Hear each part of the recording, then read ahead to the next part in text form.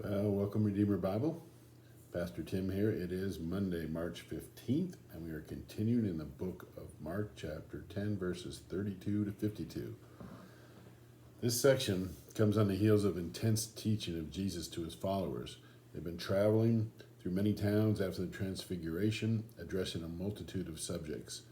He knows his time is coming, and he's dropping so much knowledge on them at this juncture. And then in the section we are getting into today, he, for the third time, foretells his death. It would be helpful to read the preceding verses 29 through 31 to be encouraged and convicted. Jesus knows what's upon him, and he's being straightforward to his followers and cutting to the chase. He describes all the leading circumstances regarding his death. Nothing is reserved, nothing is held back. Well, let's start. I'm in the ESV. Verse 32, and they were on the road, going up to Jerusalem, and Jesus was walking ahead of them. And they were amazed, and those who followed were afraid. And taking the 12 again, he began to tell them what was to happen to him. Well, let's stop there. What were they afraid of?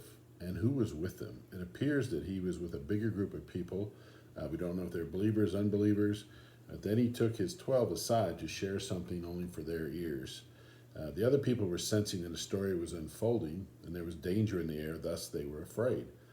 My thought is that Jesus sensed the anxiety and needed to get his boys alone and continue to lay out the future and prepare them for the inevitability. It's sometimes hard for us to imagine the way news was transmitted back then. Feel like we know everything when it happens in real time, but there was just a lot of sense of danger and murmuring, and people didn't know, thus they were afraid. They weren't positive what was going to happen. So let's go to verse 33. It says, saying, we are going up to Jerusalem, and the Son of Man will be delivered over to the chief priests and the scribes, and they will condemn him to death and deliver him over to the Gentiles. And they will mock him and spit on him and flog him and kill him, and after 3 days he will rise. Notice when he talks about his death, he always speaks of the resurrection, perhaps to alleviate their fears and let them rest in the truth that he will always be with them, but it will just be in a different form. Always when I'm thinking through the apostles, it just feels like they're so dense, and I don't know, it's just the time. God's waiting for the time they'll kind of figure it out, but it seems so clear what's going on, and yet there seems to be some confusion as to what exactly is going to happen. So let's go to verse 35. It says, and James and John, the sons of Zebedee, came up to him and said to him, Teacher, we want you to do for us whatever we ask of you. Then he said to them, what do you want me to do for you? And you almost feel sort of a sarcastic or frustrated sense in that. And they said to him, grant us to sit, one at your right hand and one at the left in your glory. I think they throw that in your glory, just sort of slide it in a little bit. There's so much humanity in that request, so bold, so prideful, yet kind of amusing at some level. The Son of Man just outlined for the third time what was in store for them and humanity, and they flinched to, hey, can we have some input on the seating chart? Because we're thinking that would be cool, right? This should resonate with all of our sinful natures, the posturing, the ego we all possess. Jesus comes to earth to serve, to be lowly, and we react with, hey, that's great, but it doesn't apply to me, does it? It does. Philippians 2:3 tells us, do nothing from selfishness or empty conceit, but with humility of mind regard one another as more important than yourselves. So verse 38, Jesus said to them, you do not know what you are asking. Understatement of the year. Are you able to drink the cup that I drink, or to be baptized with the baptism from which I am baptized? And they said to him, we are able. This is what you and I do all day, especially men. I can only talk to the men. I believe one of the biggest fears we have is to say, I can't do that.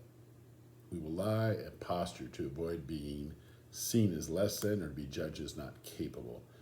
My word of advice, you didn't ask for it, but I'm going to give it to you, is get over it. We are limited in our abilities. Be honest and transparent about that fact. I would challenge you to try it just once. Say to somebody, I don't know that, or I can't do that. It might be the most liberating thing you've ever done. Jesus could do it all, but chose to serve instead. He is high barring us, and it is the standard we must desire in our lives. If you don't humble yourself through your own volition, the world will definitely smack you down all day long. Here's a stolen quote. Don't remember who it's from, so I don't know if it's stolen or a quote. Blessed is that man who can sincerely and gladly rejoice when others are exalted, though he himself is overlooked and passed by. Gulp. Continuing in verse 39, and Jesus said to them, the cup that I drink you will drink, and with the baptism from which I am baptized you will be baptized. But to sit at my right hand or at my left is not mine to grant, but is those for whom it has been prepared. And when the 10 heard it, they began to be indignant at James and John. Yeah, and Jesus called to them and said to them, you know that those who are considered rulers of the Gentiles lord it over them, and their great ones exercise authority over them.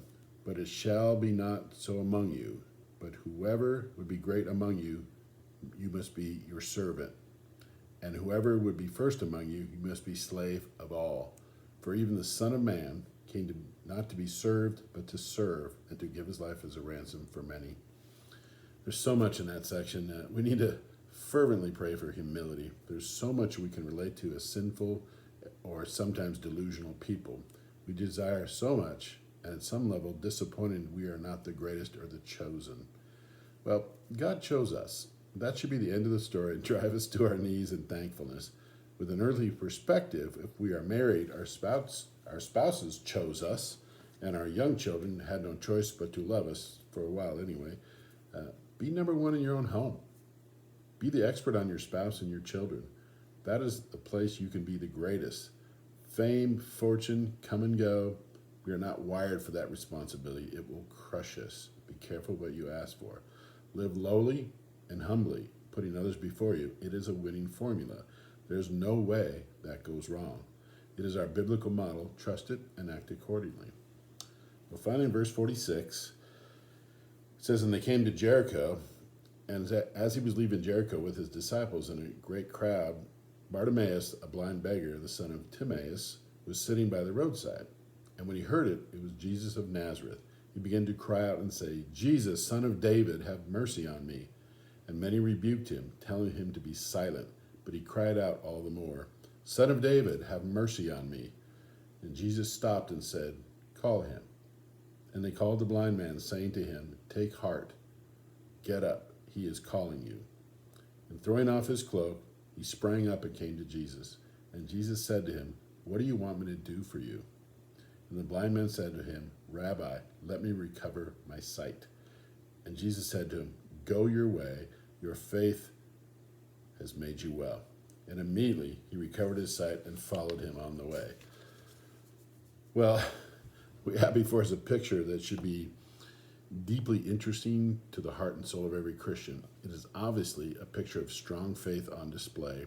He was blind, so he had only heard about Jesus and chose to believe. We live in a culture of videotape. We need to see before we make a move. We are untrusting and suspicious. Even when we see it, we sometimes doubt. Well, 1 Peter 1:8 tells us, though you do not see him now, but believe in him, you greatly rejoice with joy inexpressible and full of glory. Well, the second takeaway is his boldness and fearlessness to identify his need, ask for mercy, and then be unaffected by what others might think of him. We definitely lack boldness in our faith, and if we're honest, a little uncomfortable at times with loud proclaimers of faith, whether it simply be a t-shirt or a street corner preacher. When I find myself threatened or embarrassed, I'm compelled to ask, why is that? It is a helpful exercise to engage in. I'm not fully aware of why that is beyond just personal embarrassment, but that's it always hits me on a level that makes me wonder, what am I thinking? Well, let me close this day with Mark 8:38, so we'll go back a week or two. It says, for whoever is ashamed of me and my words in this adulterous and sinful generation, of him will the Son of Man also be ashamed when he comes in the glory of his Father with the holy angels. Strong words to pray on. See you tomorrow.